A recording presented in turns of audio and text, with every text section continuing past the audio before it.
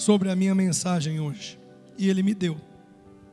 Quando eu cheguei aqui, eu não vi, mas quase começando o culto, eu vi. E o sinal fala sobre autoridade. Quando Deus criou o mundo, a palavra de Deus diz, e você pode abrir comigo o livro de Gênesis,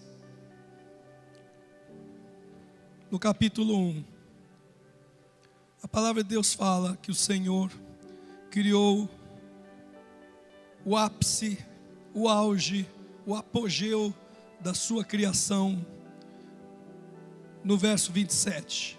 Criou Deus, pois, o homem, a sua imagem, a imagem de Deus o criou, homem e mulher os criou.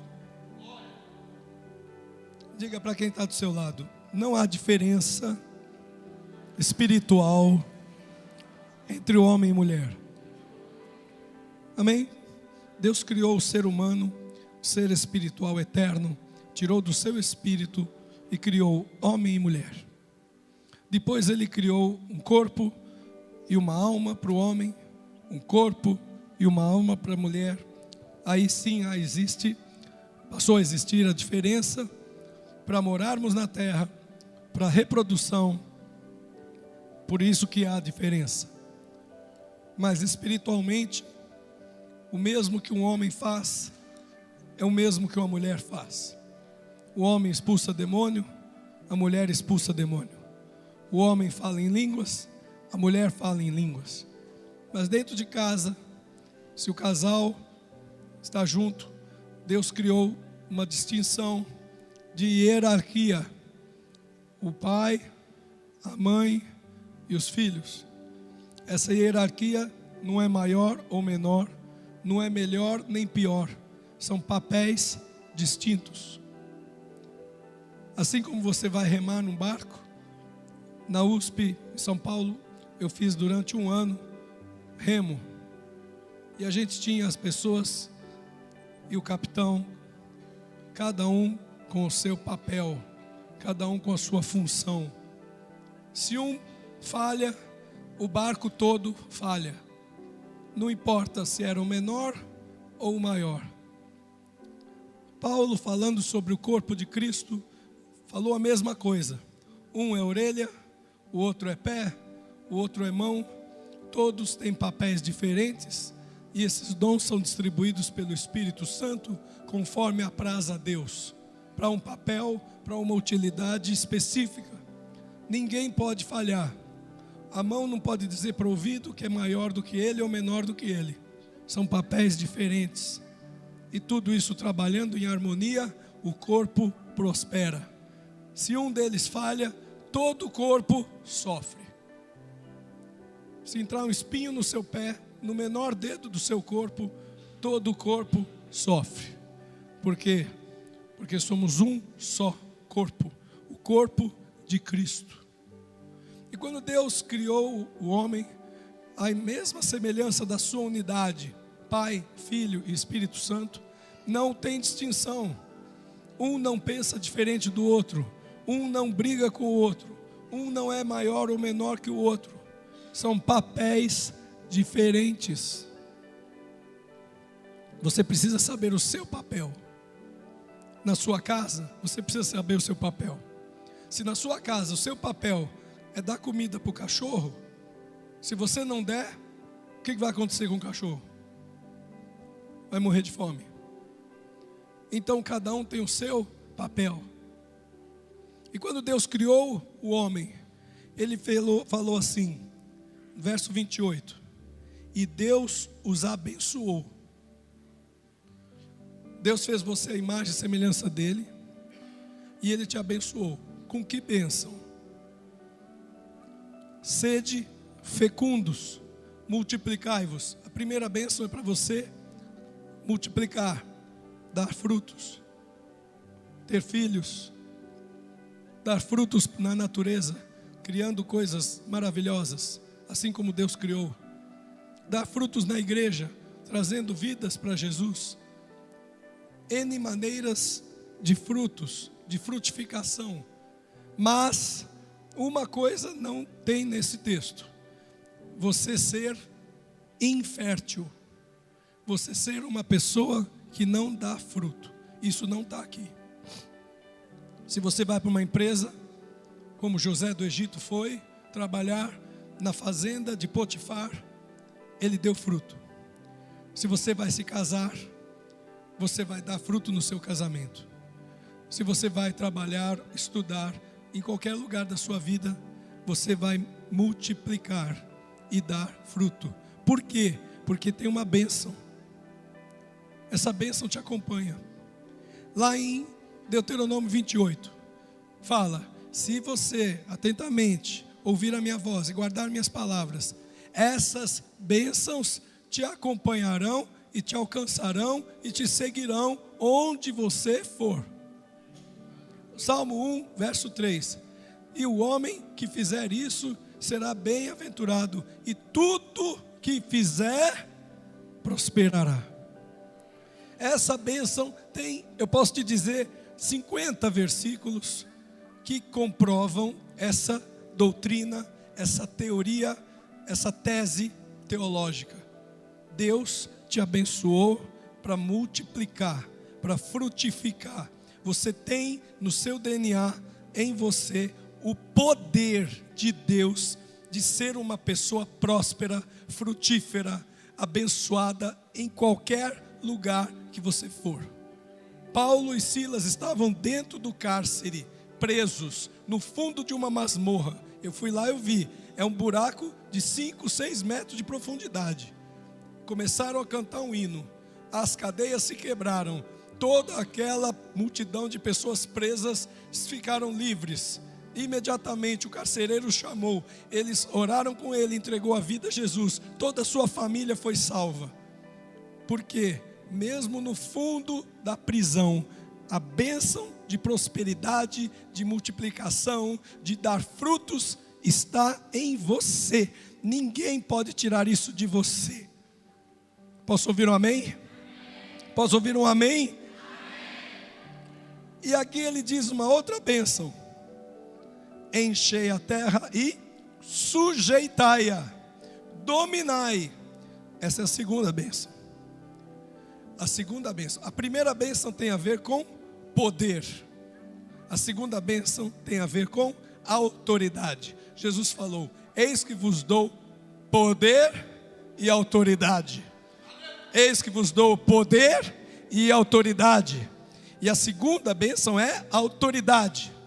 Quando você sujeita, domina, conquista, isso também está no seu sangue, no seu DNA, no seu espírito. Aonde você for, o Senhor te promete: te farei por cabeça e não por cauda. Emprestarás a muita gente, mas não pedirás emprestado. Ele te diz: eu te fiz por cabeça. Você pode não ser o diretor da empresa, mas você vai ser cabeça naquela empresa. Quando tiver um problema, vão procurar você. Quando tiver um negócio difícil para resolver, vão procurar você. Quando precisarem de um conselho, vão procurar você. E na festinha da empresa, vão pedir para você orar por eles, porque você tem a unção de Deus para ser cabeça. Isso é autoridade. E nós estamos num momento onde Deus está restaurando a autoridade para depois manifestar seu poder. Jesus começou pregando o evangelho e ele evitava fazer sinais. Quando ele chegou em Samaria, eles começaram a crer, porque Jesus falou com a mulher lá do tanque, mulher samaritana. Ela foi e trouxe as pessoas com uma promessa: conheci o Messias, ele falou tudo sobre a minha vida. Deus estava restaurando a autoridade dele. As pessoas começaram a ver Deus como Senhor, como aquele que sabe tudo da sua vida, aquele que sabe todos os seus caminhos, aquele que tem poder e autoridade para transformar o que você não pode transformar. Eu queria que você abrisse comigo 1 João, capítulo 3, verso 8. Se alguém teve algum impedimento de chegar na hora no culto, eu te perdoo. Mas se você não teve impedimento, seja mais disciplinado com o horário. Porque eu abri o culto e você talvez não tenha presenciado a abertura do culto, onde eu li 1 João 3, versos 7 e 8. Filhinhos, verso 7 primeiro, por favor, obrigado. Não vos deixeis enganar por ninguém. Presta atenção que ele está falando de um engano. Quem que é o enganador? Eu não ouvi, quem é o enganador? Fale forte, quem é o enganador? É ele. Toda vez que você bobeia, ele te engana. Ele enganou Eva, sim ou não? Enganou Adão? Enganou Davi quando viu Batseba? Ele enganou pessoas poderosas, inteligentes, estudadas, ricas, milionárias. Ele tem enganado as pessoas ao longo de milhares de anos. Não pense que você é mais esperto que ele, que não é. Na verdade, você está precisando buscar mais sabedoria, porque o diabo tem enganado muito fácil você. Ele não está tendo nem tanto trabalho. Tem gente que às vezes nem precisa do diabo, já faz bobagem sozinho, toma a decisão errada, depois quer ter resultado e não tem. Ele diz aqui, olha, tem um engano passeando no mundo, na sua casa, no seu emprego, na sua rua, no supermercado. E esse enganador quer te pegar. Você precisa estar mais atento. Deus está falando para você hoje, fique mais atento, para você não ser pego pelo enganador. Aquele que está em pé, olhe para que não caia. Vigiai e orai. A palavra adverte a gente muitas vezes sobre isso. E nós às vezes precisamos que o pastor dê um chacoalhão para você falar, meu Deus, estou vacilando, preciso deletar umas coisinhas do meu computador. Preciso parar de fazer algumas coisinhas que eu estou fazendo. Porque o inimigo está me enganando. Está me levando para um caminho que não é o caminho que eu tinha que andar. Não vos deixeis enganar por ninguém. Aquele que pratica a justiça é justo, assim como ele é justo. Aquele que pratica o pecado procede de quem? Eu não ouvi, procede de quem? Irmão, presta atenção nisso. Se você está praticando pecado, minha irmã, se arrepende agora, porque você está dando o braço para o diabo e andando com ele. Não pensa que as suas amigas vão falar coisas bonitas para você e isso vai mudar a palavra de Deus. Porque quem é justo, quem pratica o pecado é do diabo. Vamos parar de tentar dar um jeitinho na palavra de Deus. O que é pecado, o mundo mudou e vai mudar milhões de vezes. Mas o que é pecado continua sendo pecado. Quando Deus escreveu a palavra, Ele não estava enganado. Ele sabia que o mundo ia ter o ano 1000, o ano 2000, o ano 3000, o ano 2024. Ele sabia que ia surgir a internet. Ele sabia que ia surgir o carro elétrico. Deus não está sendo pego de surpresa. Deus não está lá em cima arrependido, dizendo para os anjos, ai anjo, o que eu vou fazer agora? A minha Bíblia ficou obsoleta, a minha Bíblia ficou defasada, a palavra de Deus está ultrapassada. Deus quer restaurar a autoridade da igreja, e a autoridade da igreja está na palavra de Deus. Conhecereis a verdade, e a verdade vos libertará. Ou você acha que quando José tomou Maria como noiva, ele não tinha tentações? Só você tem tentação. Só você tem que ir para a cama antes de casar. José não tinha tentação, Davi não tinha tentação, João não tinha tentação, só você tem. Deus mudou, o mundo mudou, então agora pode. Pense bem no que você acha que pode, no que você tem reunido as pessoas ao seu redor para falar a mesma coisa que você. Então se nós três concordamos, pode. E o texto fala: para isso se manifestou o Filho de Deus, para destruir as obras do diabo. O caminho é estreito, a porta é estreita, não é qualquer um que vai entrar no céu. Se você continuar numa vida de pecado, você vai para o inferno, vai queimar no inferno, a sua eternidade vai ser uma desgraça. Não tem outra palavra para eu pregar aqui. Jesus começou o seu ministério com uma mensagem: arrependei-vos, porque é chegado a vós o reino dos céus. Os apóstolos indistintamente, Pedro, Paulo, João, começaram o ministério pregando: arrependei-vos. Você quer que eu diga para você o quê? Que não precisa se arrepender? Que pode pecar, que não é mais do diabo. Era do diabo até ontem, agora você nasceu, mudou tudo. Agora pode pecar, que não é mais do diabo. Jesus perguntou aos seus discípulos: quem que vai aguentar, suportar essa pregação? Pedro respondeu: Senhor, só tu tens palavras de vida eterna. Essa mensagem é completamente desagradável. Essa mensagem é horrível. Essa mensagem é a última mensagem que eu queria pregar para você. Essa mensagem incomoda. Tem gente que sai da igreja por causa dessa mensagem. A palavra de Deus diz que quando Jesus falou com aquele rico para ele seguir Jesus, ele foi embora e nunca mais voltou.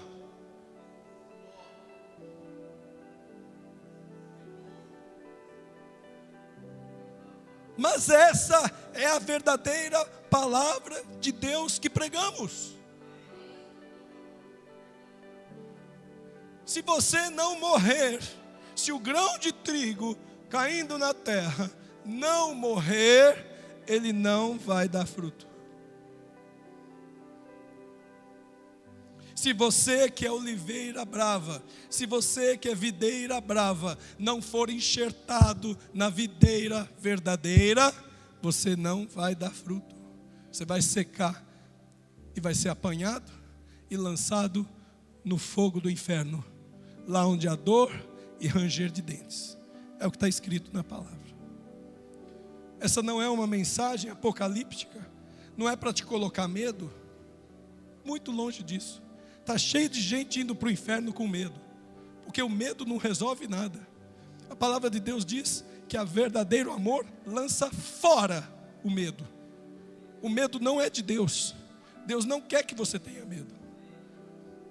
Deus quer que você se arrependa, que você chegue perto dele, abra o seu coração e diga: Senhor, a porta está aberta, faz o que o Senhor quiser na minha vida. Tira o que tem que tirar, põe o que tem que pôr.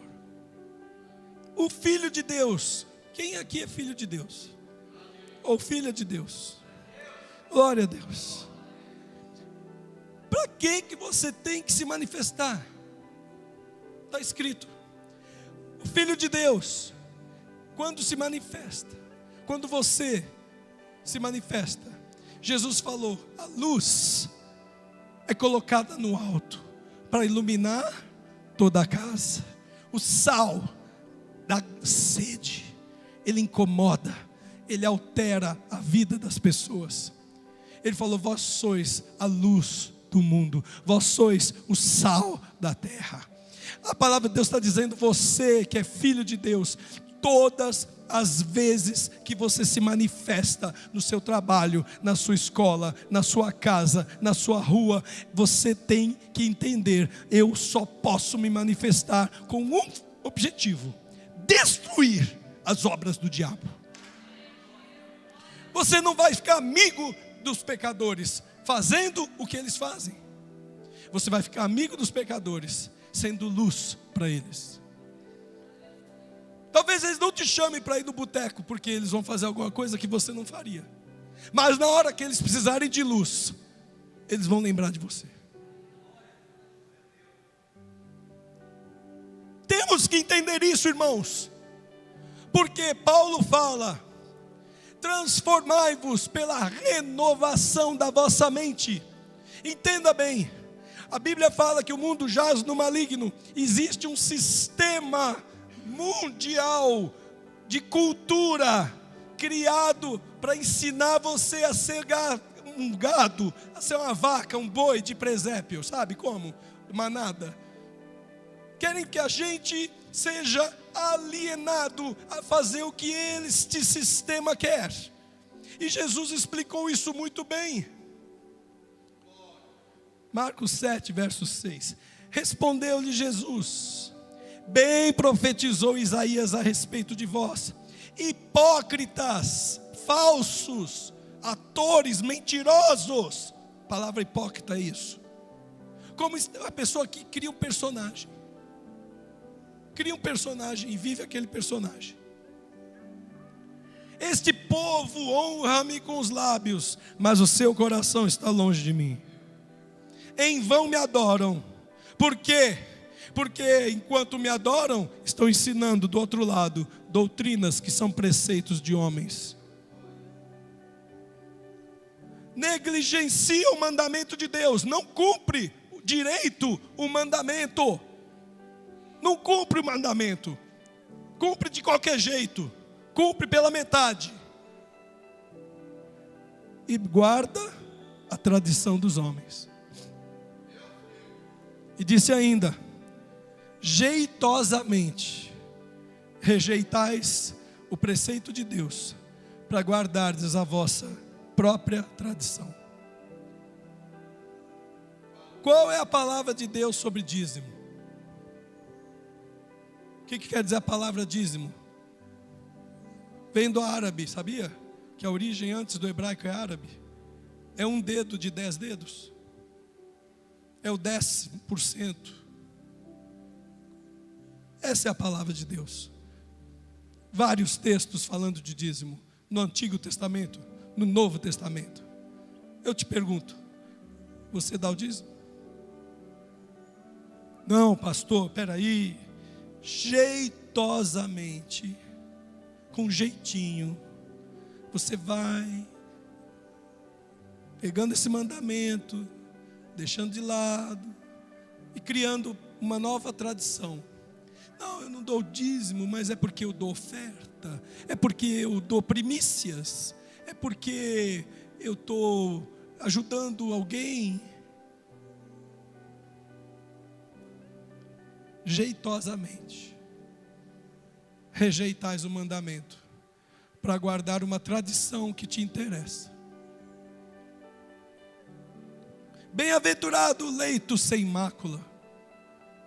A noiva vai casar de branco, o noivo está lá todo elegante. Já tem 2 anos já que dorme junto.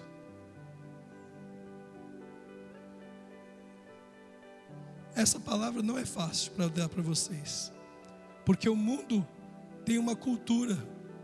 O mundo criou um modo de vida que para o mundo é normal. E você, quando encontra Jesus, Ele te apresenta um outro modo de vida. E você vai ter que tomar uma decisão. Porque tem muita gente que ama Jesus, mas não quer se converter. Eu não sei como é que Deus vai se virar com esse problema. Porque a pessoa ama Jesus, eu acredito que ama sim, mas não quer se submeter à autoridade de Deus. E a palavra de Deus fala que um dia, um grande rei, Saul, reuniu gado, reuniu bênçãos para sacrificar para Deus como oferta, fazer uma grande festa maravilhosa de louvor e júbilo e consagração de ofertas e sacrifícios para Deus. E o profeta Samuel chegou para ele e falou: Deus não quer nada disso. Deus falou para você que era para destruir tudo isso aí. Deus se agrada mais da sua obediência do que das suas ofertas. Deus se agrada mais da sua obediência do que os seus sacrifícios. Deus se agrada mais da sua obediência do que das tradições que os homens inventam. Porque hoje é comum sexo antes do casamento, entre homem e mulher. Depois virou comum entre mulher e mulher e homem e homem. Você já sabe qual que é o próximo passo. Vai virar comum entre adultos e crianças. Já tem projeto de lei no Congresso para liberar a pedofilia. Não estou falando do futuro, estou falando do passado. Já tem. Depois vai ser liberado o sexo entre ser humano e animais. Irmãos, isso já aconteceu na história. Vê lá o que estava escrito lá em Sodoma e Gomorra. Já está escrito. Por isso que o Senhor falou que vai ter menos rigor contra Sodoma e Gomorra. Porque o que eles fizeram foi antes do que nós estamos vendo. Nós vimos Jesus, nós vimos a história da palavra de Deus, nós vimos toda a história dos apóstolos, toda a história da igreja, nós sabemos a verdade. Mas nós vamos voltar a fazer o que eles faziam? O Senhor disse: o rigor contra vocês vai ser muito maior do que com eles. E eu te pergunto, com quem você está andando? Você está de braço dado com quem? Com a tradição dos homens, que é do diabo, ou com a palavra de Deus? Pastor, mas a palavra é difícil. Conversa com o chefe dos crentes. Pede ajuda para ele. Eu estou no mesmo barco que você. Não sou eu que estou criando uma doutrina da igreja dos perfeitos, não. Ah, mas a outra igreja não prega isso. Problema deles. Problema deles. Eles que vão se ver com Deus. O que eu quero é que a gente entenda que fora da palavra de Deus não tem salvação. Jesus disse em João 14:6: eu sou o caminho, ninguém vem ao Pai senão através de mim. Pastor, você está sendo muito rigoroso. Não, eu nem comecei a pregar sobre isso. Você tem que ver que cada doutrina, os teólogos dizem que tem que ter pelo menos 3 versículos, para você poder ter mais consistência teológica. Eu te pergunto, quantas vezes a palavra de Deus fala para se arrepender? Quantas vezes a palavra de Deus fala pela santidade? Quantas vezes a palavra de Deus fala que se você não guardar os mandamentos, você é inimigo de Deus? João 14:21. Abra sua Bíblia. Aquele que tem os meus mandamentos. Vamos ler todos juntos? Se você conseguir falar aí daí de trás. Vamos lá? Aquele. Esse é o que me ama. E aquele que me ama,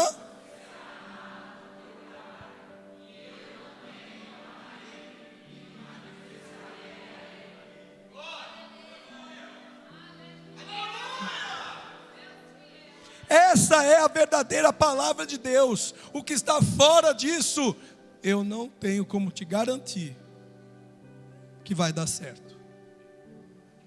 Pelo contrário, se você pedir a minha opinião, eu vou te dizer, muda correndo, porque se você morrer no seu pecado, a Bíblia diz que não tem salvação para você. Pastor, mas eu ia na igreja, eu me batizei. O que a palavra de Deus fala? Jesus estava no templo ensinando, e ele viu isso. Ele viu as pessoas que entravam, e ele começou a ver pessoas que entravam no templo com com a carinha de santo, e que ele sabia que estava tendo uma vida de pecado. E Jesus vira e fala: muitos virão no dia do juízo e dirão: Senhor, em teu nome expulsei demônios, em teu nome falei em línguas. E o Senhor te dirá: aparta-te de mim, vós que praticais iniquidade. Mas pastor, como é que pode uma pessoa fazer a obra de Deus estando em pecado? Irmãos, Deus usa quem Ele quer. Ele usou uma jumenta para falar com Balaão. Ele usou uma sarça para falar com Moisés. Ele pode falar com você e usar qualquer pessoa para alcançar o objetivo dele.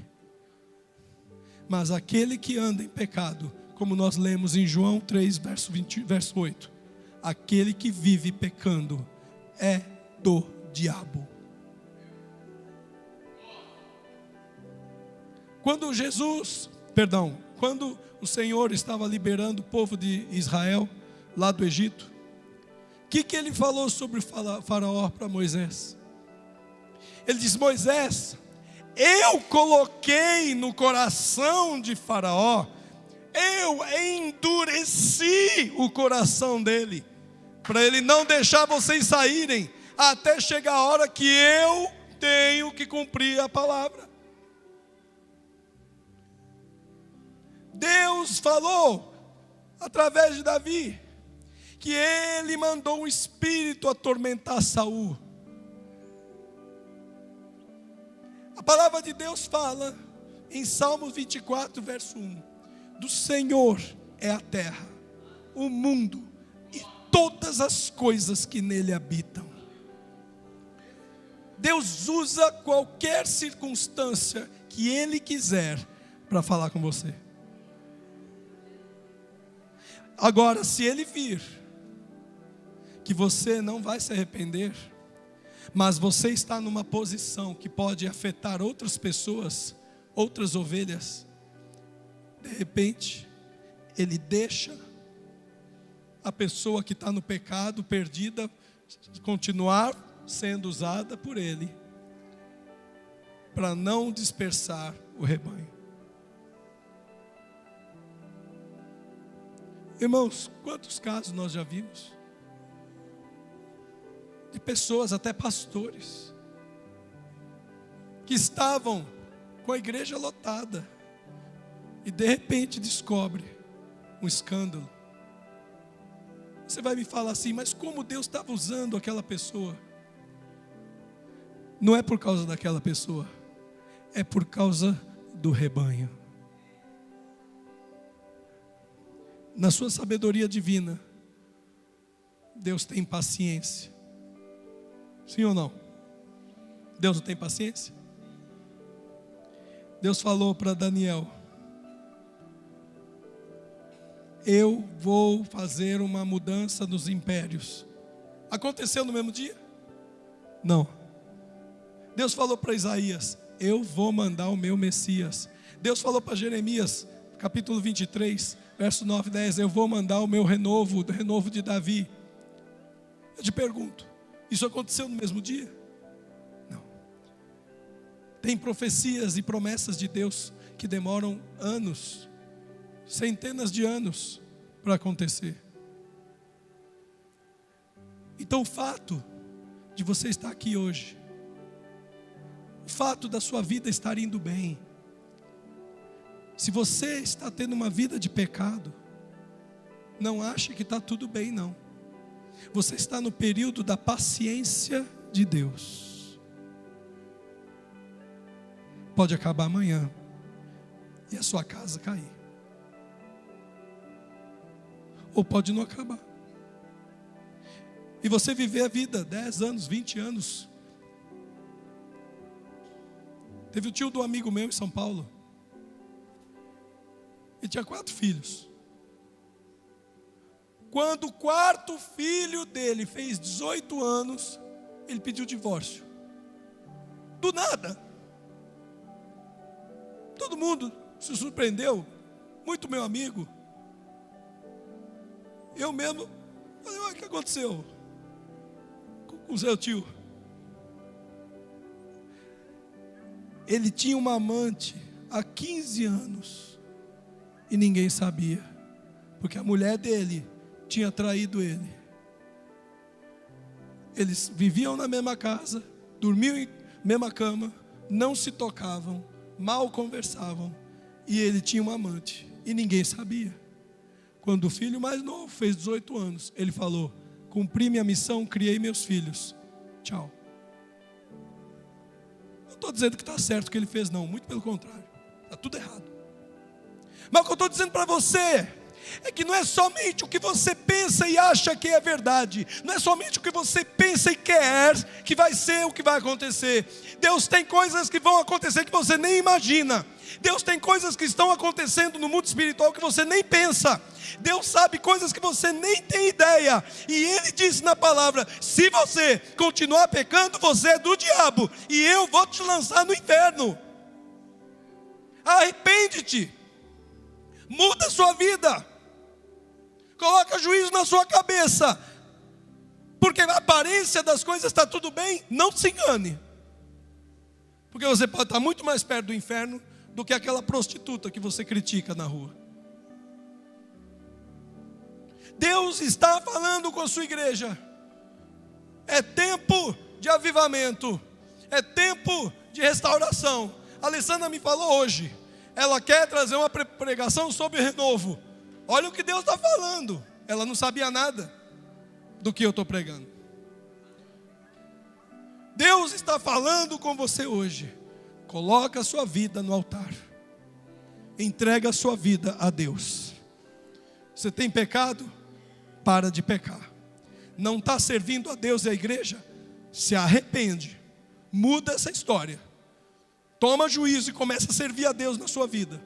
Porque Jesus falou: aquele que quiser ser o maior no reino dos céus, sirva aos outros. Ele disse: eu não vim para ser servido, eu vim para servir e fazer a vontade do meu Pai. E tem muita gente aqui que não está fazendo a vontade do Pai. Está cansado, esgotado.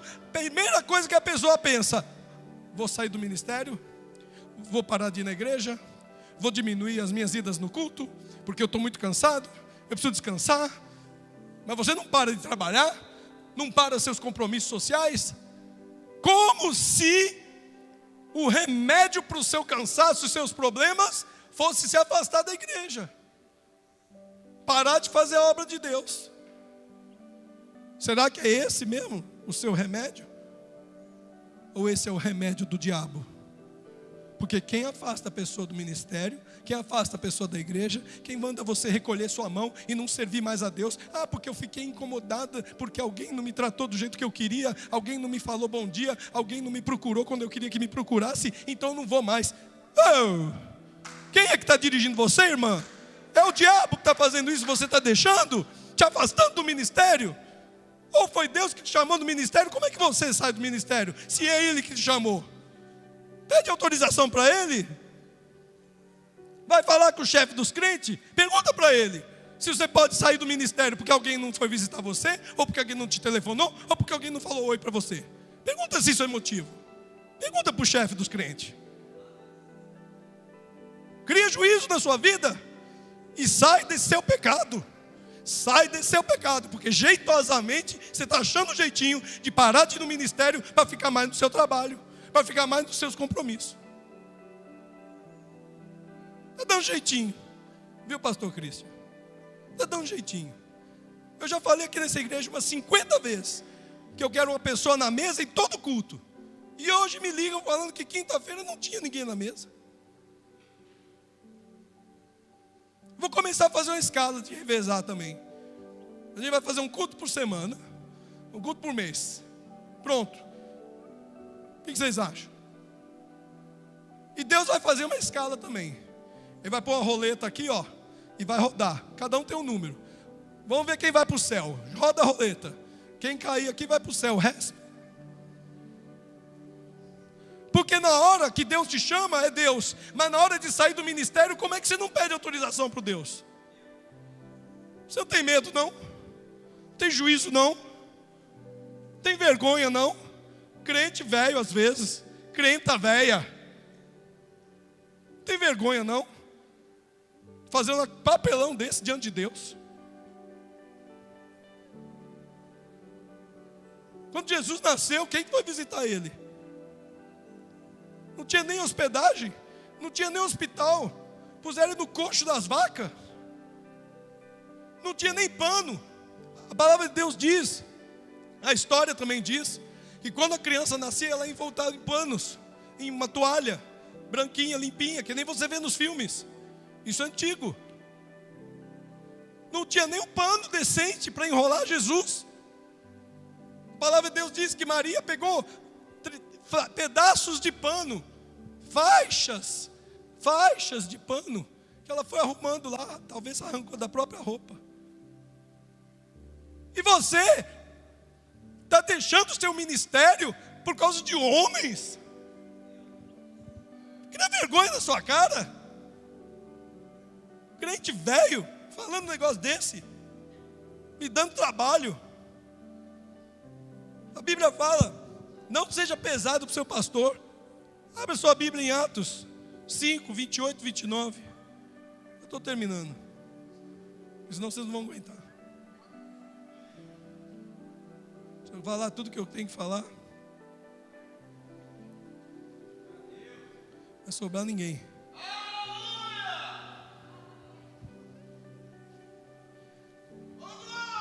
Os apóstolos foram presos. E eu quero dizer para você que nós estamos entrando numa época cada vez mais perigosa, onde estão criando um sistema cujo único objetivo do diabo é calar a igreja. O diabo não está nem aí para fake news. Eles estão criando um sistema para colocar na mão de homens cheios de Satanás o poder de definir o que é, o que não é fake news, para perseguir os cristãos e os homens e mulheres de Deus. E você está caindo nessa conversa. Atos 5, 28. Prenderam os apóstolos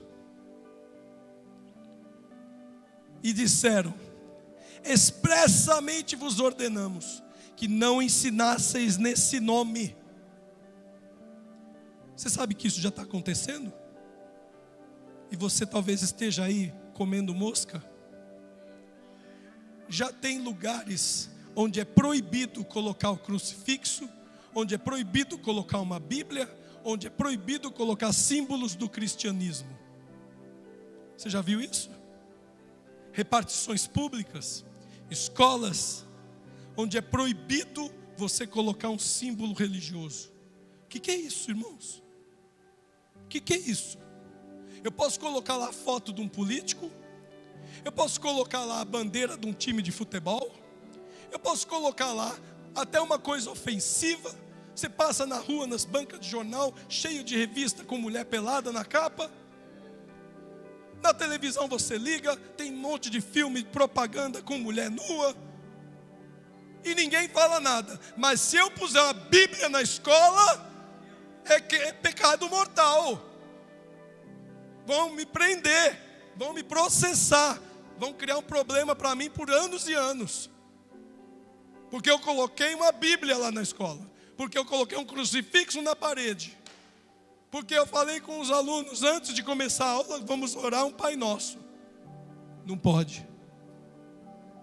Olha aqui o que está escrito ali. É a mesma coisa que aconteceu com os apóstolos. Igreja, abre o seu olho. Estamos às vésperas de uma eleição. Abre o seu olho, porque quando você vai na internet, vai fazer uma pesquisa, você vai demorar menos de 5 minutos. Você vai ver todos os princípios dos partidos políticos de esquerda: socialismo, comunismo, e aí vai. Os princípios de Karl Marx. Ele disse: a religião é o ópio do povo. O que significa isso? Que a religião é uma droga. que escraviza, é uma droga que entorpece. E ele disse que a maneira de libertar o povo é acabar com as religiões. O Brasil é um estado laico. O que significa isso? Laico é que não defende uma única religião. Todas as religiões são livres. Eles querem transformar o Brasil em um país ateu. E você que não estuda a Bíblia não sabe o que é isso. Sabe o que significa? Um país ateu é que o governo define o que pode e o que não pode ser religião naquele país, porque o país não tem conhecimento de Deus. Karl Marx disse que Deus está morto ou doente, ou é uma ilusão. É nesse partido que você vai votar? Você que é cristão? Cadê o seu juízo? É porque você está querendo um emprego? É porque você está querendo um benefício? Que vergonha na cara. Você vai negar o seu Deus, seu Jesus, por causa de um favor? Olha o que os apóstolos fizeram. Os perseguidores da igreja: ordenamos que não ensinasses esse nome. Contudo, encheste Jerusalém da vossa doutrina e quereis lançar sobre nós o sangue deste homem. Então Pedro e os demais apóstolos afirmaram: antes importa obedecer a Deus do que aos homens. Se você não tem lugar em um partido de Deus, vai para outro partido de Deus, mas não negue a sua fé, porque isso vai cair sobre a sua cabeça. E eu estou aqui como profeta declarando: eu estou cansado de defender você que é contra o cristianismo nas minhas orações. Estou cansado de pedir a Deus toda eleição pela misericórdia da igreja, porque tem gente dentro da igreja votando em partido que defende o fim da igreja. Quando que você vai acordar?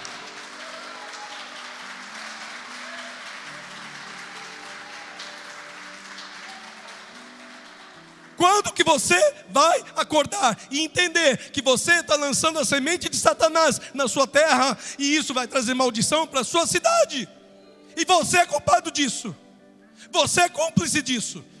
Não adianta vir jeitosamente querer me explicar, porque não existe pacto do cristianismo com socialismo. Vai ler os estudiosos, os teólogos, os historiadores, os cientistas políticos que não são crentes. Vai ler o que eles escrevem. Todos eles são unânimes. As doutrinas do cristianismo são opostas às doutrinas do socialismo. Chega! Eu não vou mais me calar, porque no meu tempo, na minha geração, o que eu puder fazer para acabar com essa onda de comunismo, de socialismo, de mentiras que essas pessoas pregam para querer aprisionar a igreja, eu vou fazer de tudo para acabar com isso. O que eu puder fazer, eu vou fazer, porque são servos de Satanás, são servos do diabo, disfarçados de homem bonitinho de olho azul. E a palavra diz que Satanás se veste de anjo de luz para enganar os filhos de Deus. Vigia, fica atento. Outro dia eu conversei com o irmão que está afiliado, vai ser candidato por um outro partido de esquerda. Falei: você está doido, irmão? Você está doido? Ah, é porque não tinha mais lugar no outro, e porque aqui eu ia ajudar alguém.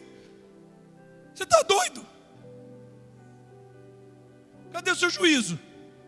Ou vocês acham que tudo que você faz não tem importância nenhuma? A gente pode fazer o que quiser. É por isso que o enganador está tendo espaço na sua vida, porque você está sendo uma pessoa ingênua. E a palavra de Deus diz que nós devemos ser simples como as pombas e astutos como as serpentes. Você tem que ser mais astuto do que os filhos de Satanás. Você tem que ser mais sábio do que os filhos de Satanás. Você tem que ser mais fiel a Deus do que a um desejo íntimo de um benefício. não é só esse caminho que tem para você arrumar seu emprego e seus benefícios. Deus tem vários caminhos para você. E Ele já provou muitos filhos de Deus. Você não é o único que está sendo provado nessa eleição não, tá? Deus já provou muitos filhos de Deus na história. O que falamos dos 3 amigos de Daniel? O que falar deles? O rei chamou os 3 e falou: a partir de hoje, vocês estão proibidos de fazer suas orações. Eles falaram: não. Vocês vão então para a fornalha de fogo ardente. Vamos. Se Deus quiser nos livrar, Ele livra. Se não quiser, te falamos, ó rei, que não vamos adorar a imagem que você fez. Nós vamos adorar o Deus vivo. Chega de igreja falsa, igreja mentirosa, enganadora. Chega.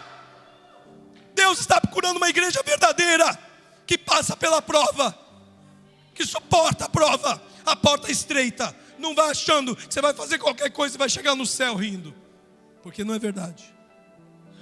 Quisera que fosse, mas não é. E se eu não te falar isso, ninguém vai te falar.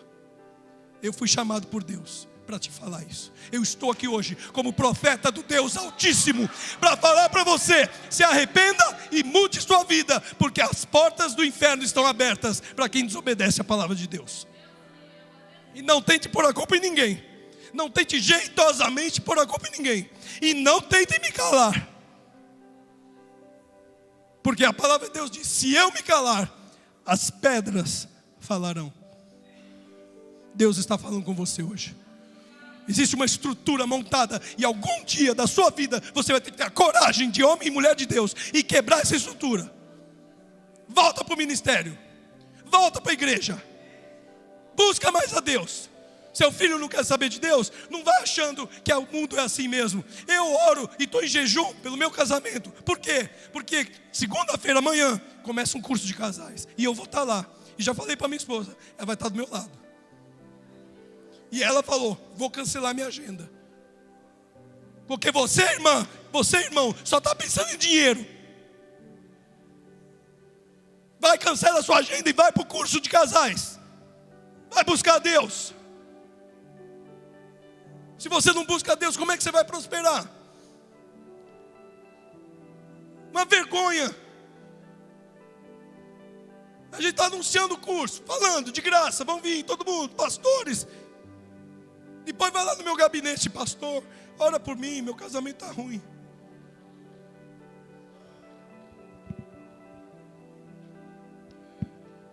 O que você tem semeado? O que você tem semeado? Pelos seus frutos os conhecereis. Finalizando, temos que nos manifestar para destruir as obras do diabo. O Filho de Deus, a Filha de Deus, se manifesta todos os dias, em todos os lugares, para destruir as obras do diabo. Você precisa entender: eles tentaram calar os homens de Deus, vão tentar calar você. Eles tentaram tirar os homens de Deus do caminho, vão tentar fazer o mesmo com você. Criaram doutrinas falsas, tradições humanas, vão tentar fazer isso com você. Quer que eu te dou um exemplo de uma doutrina? Quem aqui já foi católico? Uns levantaram a mão, uns aí que não levantaram de vergonha. Como é que chama o sacerdote na igreja católica? Padre. E o resto do povo como é que chama? Leigos. O que é leigo? Olha no dicionário. Leigo é ignorante. É isso que você é?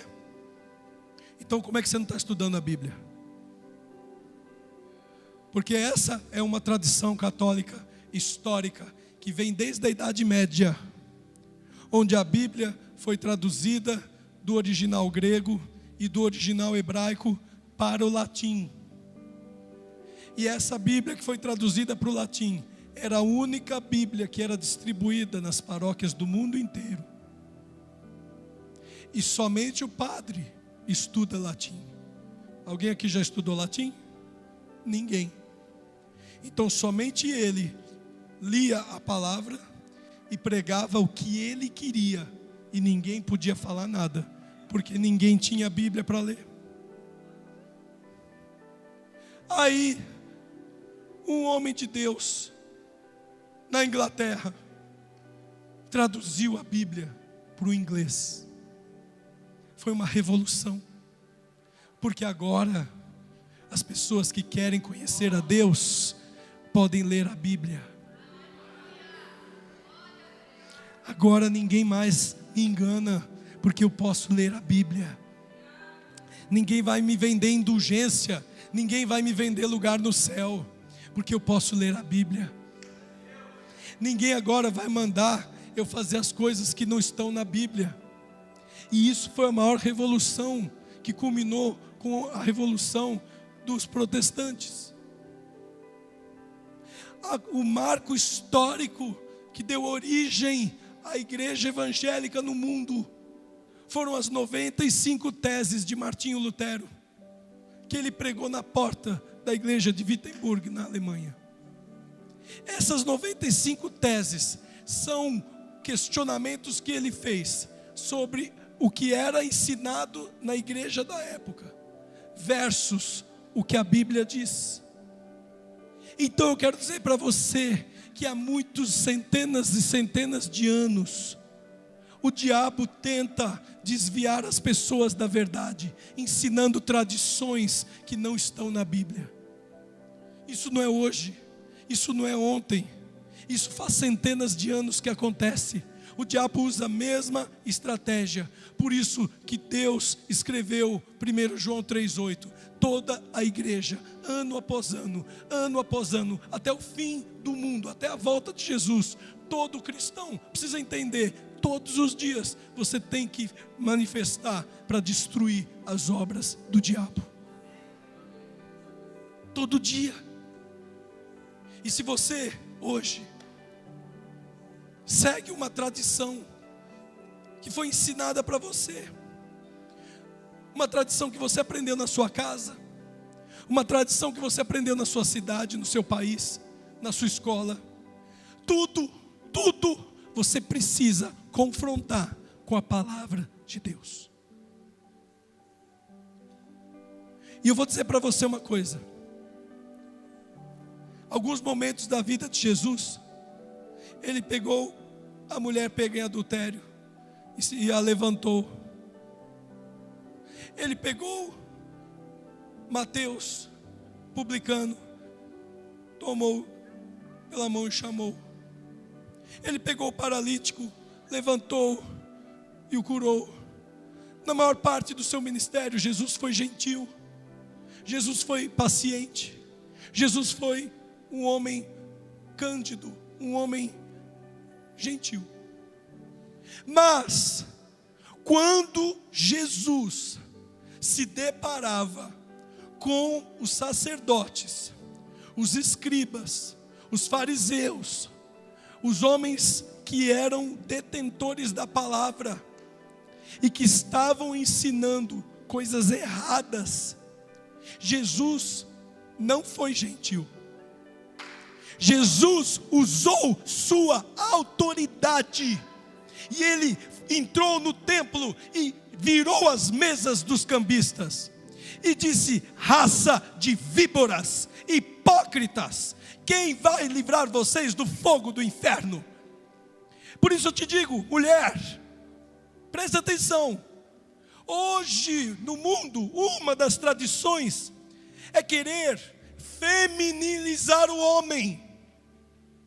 Não pode falar alto, não pode chamar atenção, vai traumatizar o menino. Não, fala com jeitinho, fala levinho, fala levinho. Ô mulherada, vocês querem que a gente fale como? Ai filhinho, calminha, querido. É assim que você quer que eu fale? O menino está cheio de problema, está pondo fogo na casa. Você quer que eu fale como? Como é que Jesus entrou no templo? Cambistinha, sai da frente. Em nome de Jesus, cambistinha, Foi assim que Jesus fez, irmã. Vai ler na tradição chinesa, o país que mais prospera no mundo hoje. Já estão com o PIB maior que o dos Estados Unidos. Vai ler na tradição chinesa como é que tem que ser a mãe. A mãe tigre. Criança não manda na mãe. A mãe respeita o pai. Os dois trabalham junto. Pastor, mas a minha filha arrumou um namorado, quer dormir lá em casa. Ô cidadão, vem cá. Seguinte. Esse negócio de você querer dormir aqui é novidade para mim. Nos meus princípios cristãos não vai dar certo. Então, você não vai dormir aqui. Eu vou conversar com meu marido. Meu marido. Porque nós temos uma aliança. Essa casa não é só minha, é nossa. Nós vamos conversar. Nós vamos tomar uma decisão a respeito disso e eu te informo. Até lá, você não dorme aqui. Você está entendendo o que eu estou dizendo? A sua autoridade precisa ser restaurada para destruir as obras do diabo. Ah, mas ela vai dormir onde? Isso é outro problema que você tem que resolver. Se você não teve condição de resolver isso antes, resolve agora. É fácil? Não. Se fosse fácil, eu não precisava estar falando. Mas uma coisa eu sei: quando você estiver unida com seu marido, quando você estiver unido com a sua esposa, o cordão de 2 dobras não se rompe. Agora, se vocês dois estiverem separados, cada um fazendo o que pensa da sua própria cabeça, isso está errado. Porque a casa dividida, o reino dividido, não prospera.